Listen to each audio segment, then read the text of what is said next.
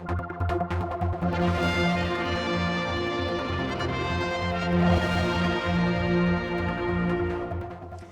the Manx Museum tonight, the first in a series of what Mr. Teare and co are going to be taking around the Isle of Man, talking about pensions, social security, everything that will interest probably the elder or older population of the Isle of Man. In fact, coming in here tonight, Mr. Teare, there's a queue outside waiting to get in. You're probably quite delighted to hear about that. Well, I'm pleased, but this really is, or should be, of interest to all sections of our community, from the very youngest up to the more senior members of our society. And that's the point, isn't it? Because people, when they're young, don't think about their pensions, do they?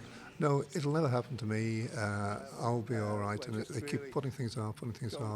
Yet they're making decisions about their careers, they're making decisions about their lifestyles, settling down, families and everything else. So I can understand how they won't be looking at what happens to them in their retirement.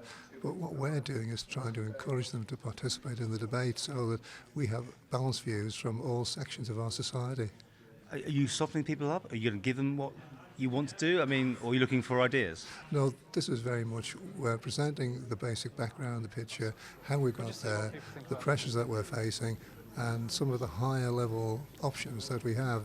Now, what I want to do tonight is, and for the other 3 nights that we'll be having presentations, is to actually set the scene. Now, we'll be following this with a public consultation exercise, but what we learn from people over the next 4 nights will help us to frame the consultation. So we'll see tonight and the other nights what works in effect and what doesn't work. What doesn't work will finish on the cutting room floor, and what does work we'll build on. So it's really a bit of a trial.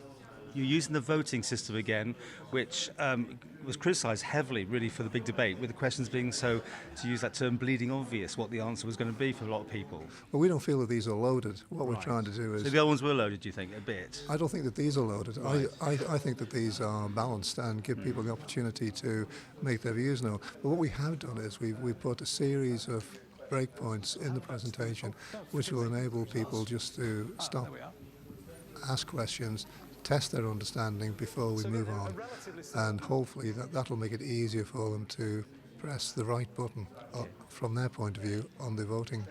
And you've gone back to open invitation rather than sending out letters in the post. Do you think this is going to be better for you or worse? I don't know. Certainly there was completely different feedback from those meetings in the big debate where we had an invited audience. Where we had open audience, the results were different in a way, and also the makeup, the age structure of the audiences were different as well. In the invited audiences, we had much wider age range for those who came off their own volition, as it were. It tended to be the older section of the community. So what we're trying to do is to get everybody to participate in something which is a once-in-a-generational decision. And with your hand on your heart, you're saying this could affect your future policy, depending on what people say to you. It is, because basically there's nothing that we have decided. We're presenting the options, but one thing that we have decided is doing nothing is not an option.